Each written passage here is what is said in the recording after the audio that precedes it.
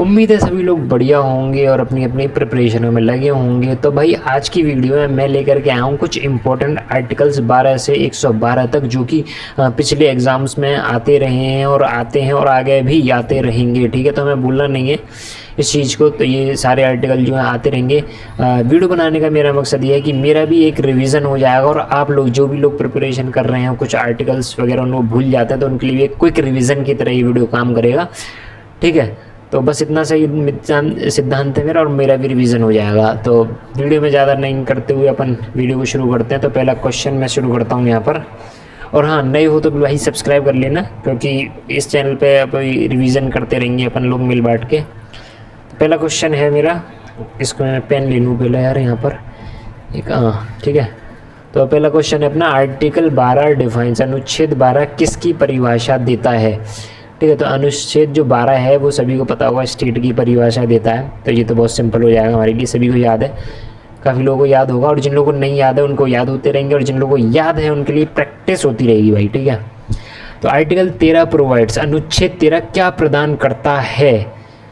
Protection of fundamental right, right to education, abolition या untouchability, election commission. तो ये करता है भाई अनुच्छेद 13। इसको ना अनुच्छेद 13 जो लिख रहा है ना, इससे याद रखना है, प्रोटेक्शन ऑफ फंडामेंटल राइट्स, मौलिक अधिकारों का संरक्षण।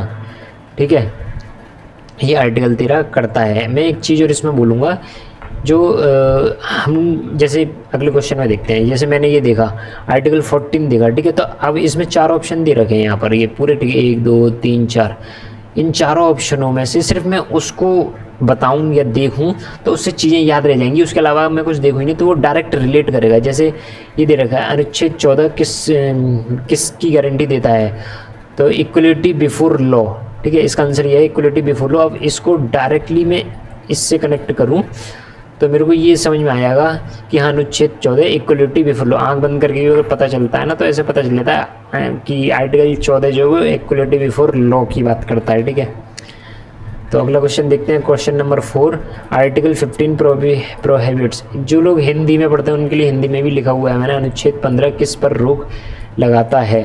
ठीक है, तो ये रोक लगाता है इस पर भाई, discrimination on ground of religion, race, caste, sex और प्लेस ऑफ बर्थ। ठीक है, इन सभी चीज़ों पे, धर्म, जाति, लिंग या जन्म स्थान, इन सब पर रोक लगाता है ताकि ये चीज़ें ना हो।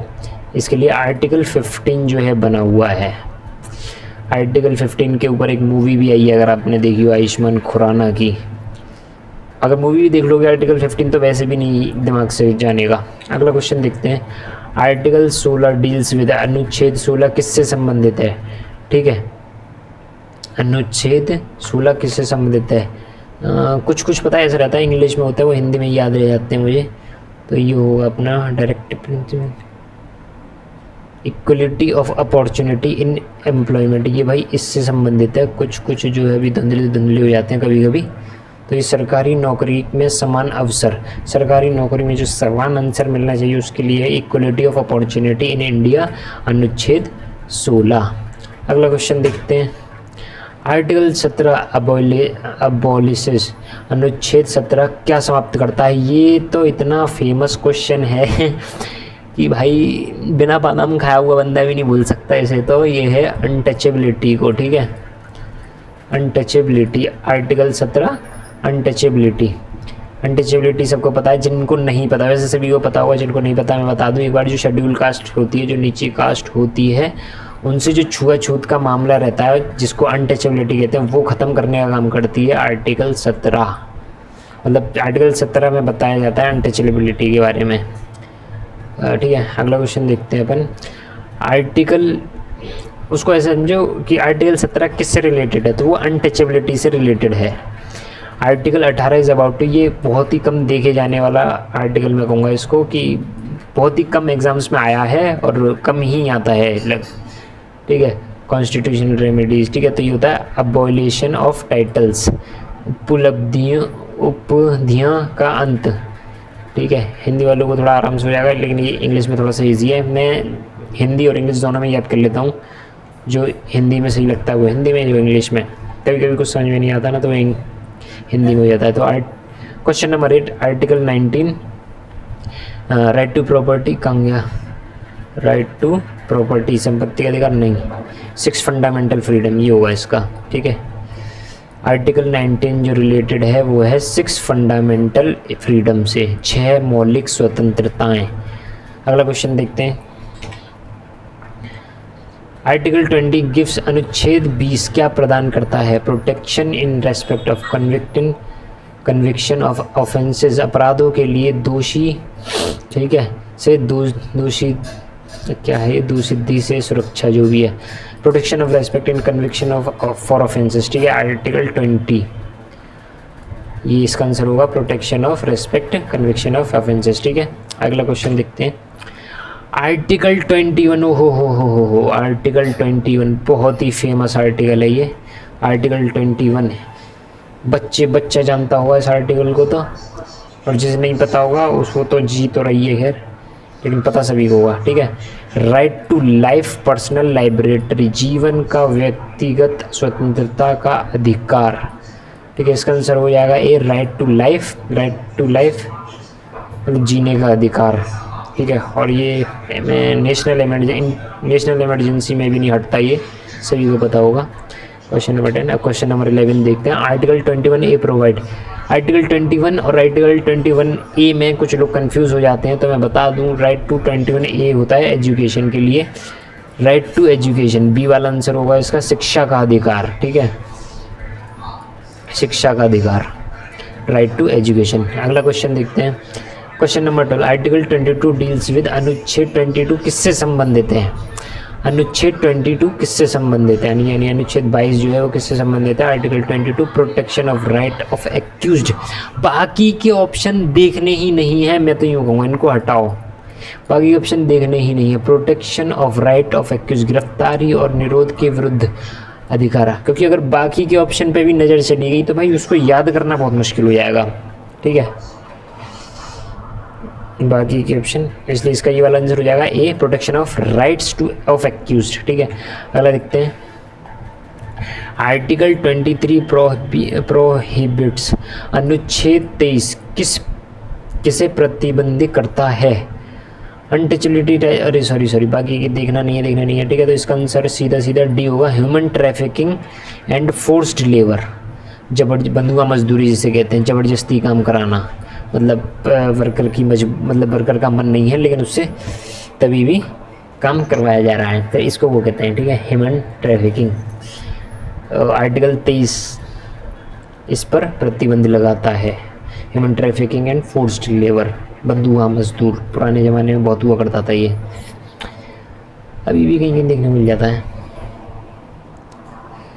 Question number 14। आर्टिकल 24 प्रोहिबिट्स, अनुच्छेद 24 किसे प्रतिबंध करता है? ये भी 24 और ये इससे पहले वाला जो था कौन सा था, 23-24। आर्टिकल 23 और 24 दोनों साथ में याद रखने की चीज़ है, क्योंकि वो बंधुआ मजदूर था और ये चाइल्ड लेबर के ऊपर है। Child labour in factories and mines, कारखानों और खदानों में बाल मजदूरी कराने के ऊपर प्रतिबंध लगाता है। कौन सा? आर्टिकल 24। आर्टिकल 24। आर्टिकल 25 प्रोवाइड्स क्या प्रदान करता है? आर्टिकल 25 जो है वो क्या प्रदान करता है? वो करता है भाई, कहाँ है? अबॉलिशन ऑफ नहीं, freedom of conscience and free profession to religion, ये वाला ए आंसर होगा इसका। अंतरात्मा की स्वतंत्रता और धर्म का स्वतंत्र अभ्यास, धर्म जैसे हिंदू मुस्लिम सिख ईसाई जो भी है, अंतरात्मा की स्वतंत्रता और धर्म की स्वतंत्र अभ्यास, ये आर्टिकल 25 कहता है। अगला क्वेश्चन देखते हैं, क्वेश्चन नंबर 16। आर्टिकल 26 इंश्योर्स, अनुच्छेद 26 क्या सुनिश्चित करता है? अनुच्छेद 26 क्या सुनिश्चित करता है? राइट वाला आंसर देखेंगे हम कि कौन सा सही है। यह है freedom to manage religious affair, C वाला आंसर होगा इसका, freedom to manage religious affair, धार्मिक मामलों का प्रबंधन, ठीक है, आर्टिकल 26। ये बहुत ज़्यादा समझ में नहीं आता था मुझे। अगला देखते हैं 17। आर्टिकल 17 प्रोहिबिट्स, ओहो सॉरी, आर्टिकल 27 में 17 पे चला गया, अनटचेबिलिटी। चलो आर्टिकल 27, अनुच्छेद 27 किसे प्रतिबंधित करता है? फोर्स्ड लेबर नहीं, इसका तो हम देख चुके। Compulsory tax and promotion religion, हाँ इसको करता है भाई। Compulsory tax for promotion of religion, धर्म के प्रचार हेतु कर लगाने पर रोक, वो धर्म का प्रचार पर रोक लगाने को, जैसे इसका ज़्यादा तो मुझे भी नहीं पता। खैर article 27 compulsory taxes for promotion of religion, ठीक है, इसका यही आंसर होगा। क्वेश्चन नंबर 18, आर्टिकल 28 प्रोवाइड, अनुच्छेद 28 क्या प्रदान करता है? जैसे आर्टिकल्स के बारे में अपने को थोड़ा बहुत पता हो ना, कुछ आर्टिकल्स हैं जिसके बारे में पता नहीं है तो उसको याद करना थोड़ा सा मुश्किल हो जाता है, लेकिन जो आर्टिकल्स हैं जिनके बारे में पता है तो वो याद करने में बहुत आसानी रहती है। आर्टिकल 28 क्या प्रदान करता है? ठीक है, ये फ्रीडम एज टू अटेंडेंस, पहला वाला आंसर होगा इसका A, freedom as to attendance at religious instruction in educational institution, ठीक है, शैक्षणिक स्थानों में धार्मिक शिक्षा में उपस्थित की स्वतंत्रता, ये वाला इसका आंसर होगा। ये प्रदान करता है धार्मिक शिक्षा में उपस्थिति की स्वतंत्रता, मतलब। क्वेश्चन नंबर 19 पे आते हैं। आर्टिकल 29 किससे संबंधित है? आर्टिकल 29 जो है वो किससे संबंधित है? राइट, इक्वलिटी बिफोर लॉ, कानून के समक्ष समानता। 19 वाला ये इसी से है ना आर्टिकल 29, एक बारी देख लूँ यार मैं। 19 नहीं, इससे नहीं है ये।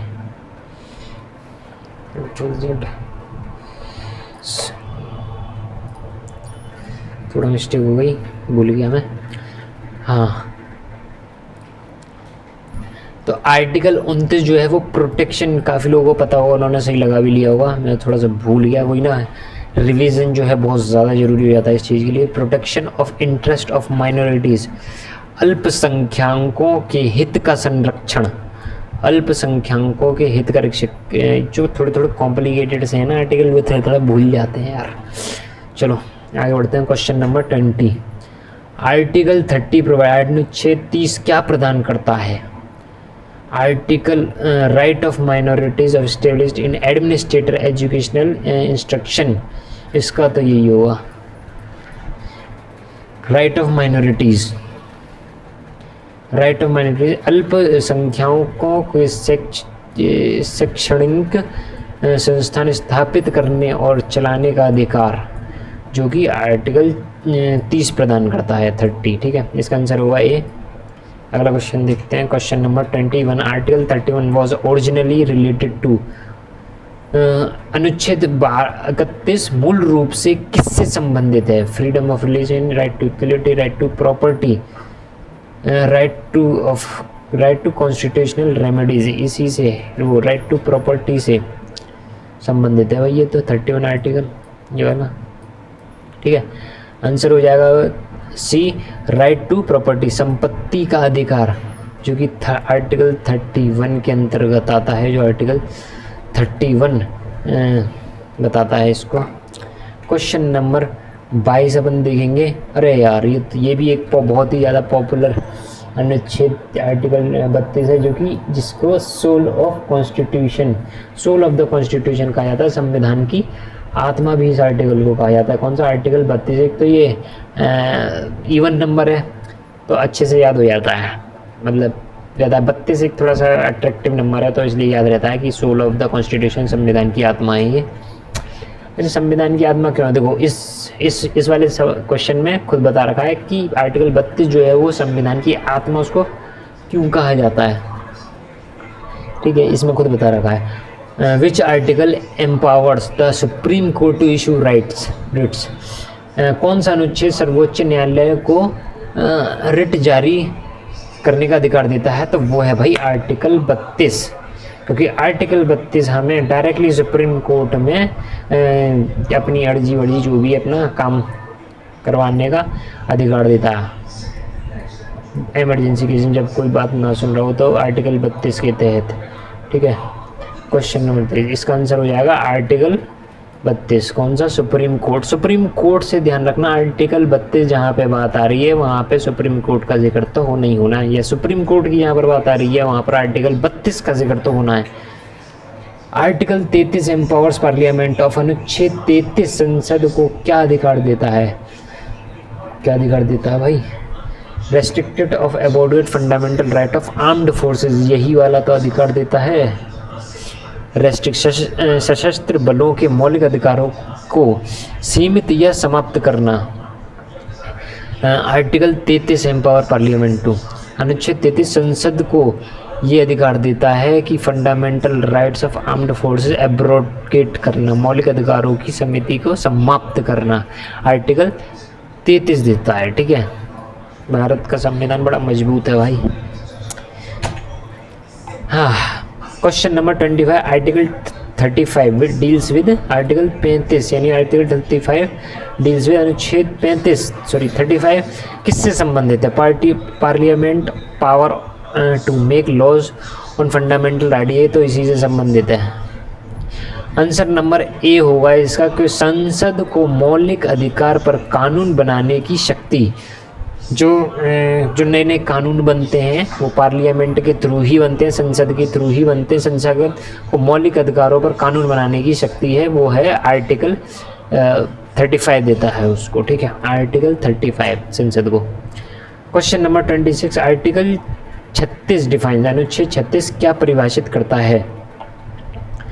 अनुच्छेद 26 क्या परिभाषित करता है? Fundamental duties, directive principles, union territories या सिटीजनशिप? तो भाई ये तो थोड़ा धुंधला धुंधला याद है मुझे। फंडामेंटल डायरेक्टिव प्रिंसिपल करता है शायद आर्टिकल 36, हाँ सही। आर्टिकल, इसका आंसर होगा डायरेक्टिव प्रिंसिपल, नीति निर्देशक तत्व, नीति निर्देशक तत्व, डायरेक्टिव प्रिंसिपल, अनुच्छेद 36 में, इसको याद रखना है। क्वेश्चन नंबर 27 पे आते हैं। Article 39 directive to the state to, अनुच्छेद 39 राज्य को क्या करने का निर्देश देता है? अनुच्छेद 39 राज्य को क्या करने का निर्देश देता है? तो वो देता है कोई भी, किसी भी राज्य, उत्तर प्रदेश, उत्तराखंड, अपना अंडमान तो खैर वो हो गया यूनियन टेरिटरी, अपना कोई सा भी राज्य ले लो, एमपी, भोपाल, राजस्थान, भोपाल नहीं सॉरी राजस्थान, पंजाब, हरियाणा, जो भी है, उसको कोई भी किसी भी राज्य को अनुच्छेद 39 क्या देता है? Secure equal pay for equal work, समान काम के लिए समान वेतन सुनिश्चित करना, आर्टिकल 39 कहता है स्टेट के लिए। ठीक है, अगला क्वेश्चन देखते हैं। क्वेश्चन नंबर 28, आर्टिकल 40 प्रोवाइड, अनुच्छेद 40 क्या प्रोवाइड करता है? हेडफोन लगा के काम रुक गए यार मेरे, अरे ये क्या हुआ? आर्टिकल 40 अनुच्छेद 40 क्या प्रदान करता है? ऑर्गेनाइजेशन ऑफ विलेज पंचायत, यही तो प्रदान करता है।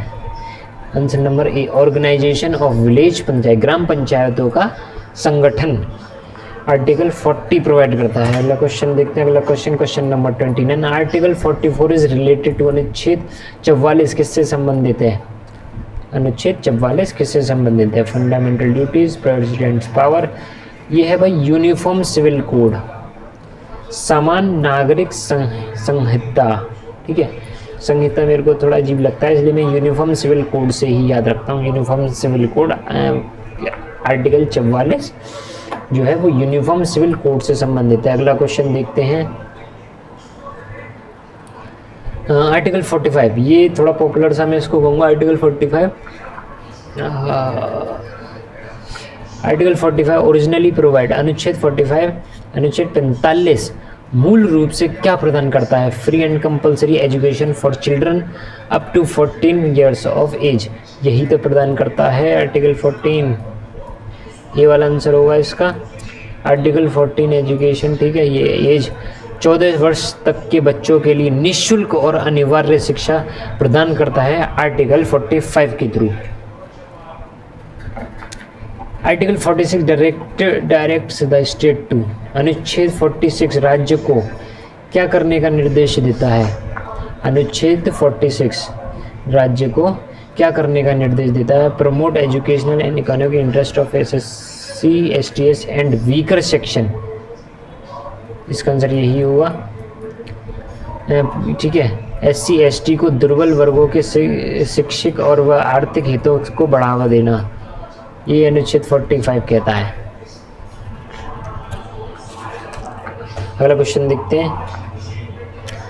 आर्टिकल 47 इज रिलेटेड टू, अनुच्छेद 47 किससे संबंधित है? Duties of state to raise the level of nutrition and public health, यही तो है। हाँ, duty of state to raise the level of nutrition and public health, राज्य का कर्तव्य पोषण स्तर और सार्वजनिक स्तर सुधारना, ये होता है अनुच्छेद 47 के अंतर्गत। आर्टिकल 48 डील्स विद, अनुच्छेद 48 किससे संबंधित है? तो ये है भाई साहब organisation of agriculture and animal husbandry, पशुपालन का संगठन, कृषि और पशुपालन का संगठन। आर्टिकल 48 जो है वो इससे संबंधित है। सभी लोगों को ये पता होगा, और जिसको नहीं पता हुआ है उसको आज पता चल गया होगा इस वीडियो के थ्रू। एनिमल हस्बेंड्री जहाँ पर, ठीक है, मैं मुझे मोस्टली इसी से याद रहता है ये ऑर्गेनाइजेशन, थोड़ा मैंने इसके बारे में पढ़ भी रखा है तो इसलिए याद रहता है। क्वेश्चन नंबर वो आंसर इसका सी होगा, ठीक है। अगला देखते हैं, अनुच्छेद 49 यानी आर्टिकल 49 प्रोवाइड्स, अनुच्छेद 49 क्या प्रदान करता है?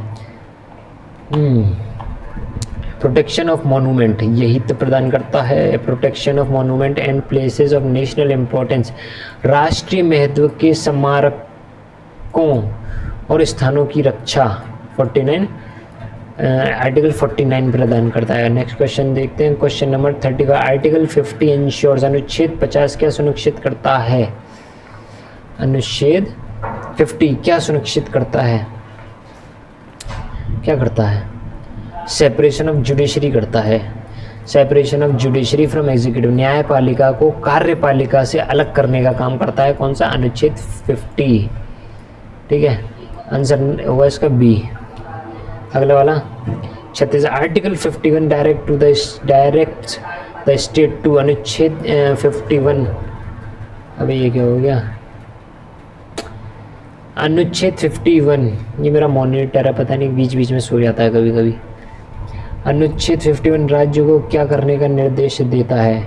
Promote international peace and security, यही तो करता है।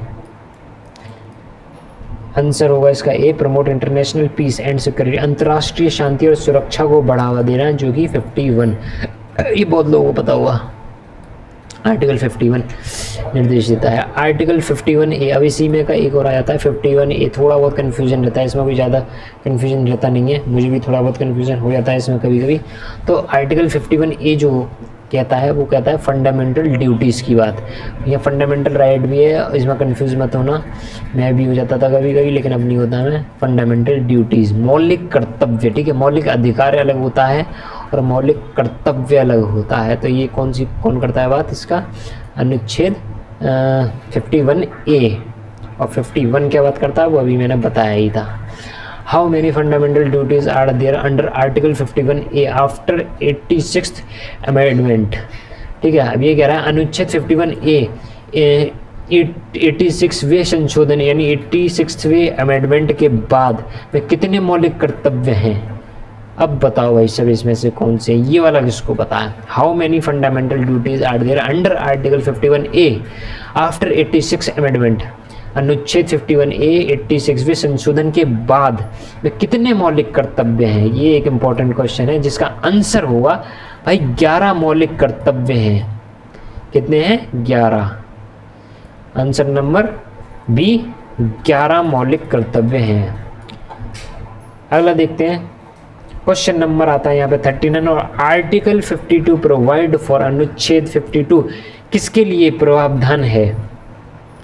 तो ये तो भाई प्रेसिडेंट ऑफ इंडिया के लिए प्रावधान है, भारत के राष्ट्रपति के लिए, प्रेसिडेंट ऑफ इंडिया। आर्टिकल कौन सा? 52, याद रहेगा ना सभी को। अगला क्वेश्चन देखते हैं, question number 40, article 53 deals with, अनुच्छेद 53 किससे संबंधित है? अनुच्छेद 53 किससे संबंधित है? ये भाई किससे संबंधित है? एग्जीक्यूटिव पावर ऑफ यूनियन या फिर फंडामेंटल राइट? मेरे हिसाब से ये फंडामेंटल राइट से संबंधित है, ठीक है ना। मेरा हिसाब थोड़ा सा गलत हो गया है यहाँ पे, ये फंडामेंटल राइट से संबंधित नहीं है, मुझे अपनी रबड़ लेके आनी पड़ेगी। किधर गई? ठीक है, ये जो संबंधित है भाई एग्जीक्यूटिव पावर ऑफ यूनियन, संघ की कार्यपालिका की शक्ति, यार ये वाला मैं फिर भूल गया। आर्टिकल 53 जो है executive power of the union, संघ की कार्यपालिका की शक्ति से संबंधित है। क्वेश्चन नंबर 40 था ये, इसको याद रखना है, मैं भी याद रखूँगा। आर्टिकल 54 इज रिलेटेड टू, अनुच्छेद 54, अनुच्छेद 54 किससे संबंधित है? अपन governor vice president, power of vice president, election of president नहीं, ये होगा राष्ट्रपति के चुनाव से संबंधित है। हाँ, election of the president, article 54 जो है वो इलेक्शन ऑफ द प्रेसिडेंट, राष्ट्रपति के चुनाव से संबंधित है। ये 42 कहाँ से आ गया? अच्छा ठीक है, अगला क्वेश्चन नंबर 42, आर्टिकल 61 किसके लिए प्रावधान करता है? आर्टिकल कौन सा? 61 किसके लिए प्रावधान करता है? Procedure of impeachment of the president, power of supreme court, नहीं यही होगा इसका आंसर नंबर ए, राष्ट्रपति के महाभियोग की प्रक्रिया। ठीक है, आंसर कौन सा होगा इसका? होगा ए वाला। ठीक है, अगला क्वेश्चन देखते हैं, क्वेश्चन नंबर 43 यहाँ पे आ गया।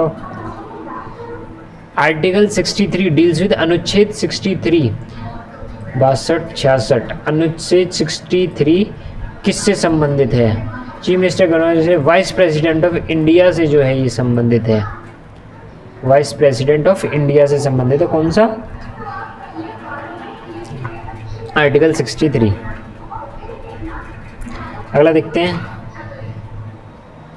Article 72 grants power to the president, अनुच्छेद 72 राष्ट्रपति को कौन सी शक्ति देता है?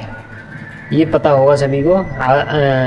अनुच्छेद 72 जो है काफ़ी पॉपुलर आर्टिकल है ये, जो राष्ट्रपति को क्या शक्ति देता है, हिंदी में लिखा हुआ है यहाँ पावर। तो इसका आंसर है ए, ग्रांट पैराडोन्स, रिप्राइव्स, रेस्पेक्टिव और रिमेशन ऑफ पनिशमेंट, माफ, दया, दंड रोकने या काम करने की शक्ति देता है पार्लियामेंट को। ठीक है, बाकी के ऑप्शनों की तरफ देखना ही मत, वरना फिर कन्फ्यूजन होगा, मेरे को भी हो जाता है कभी कभी, तो उसके हिसाब से याद रहेगा आर्टिकल 72 क्या देता है।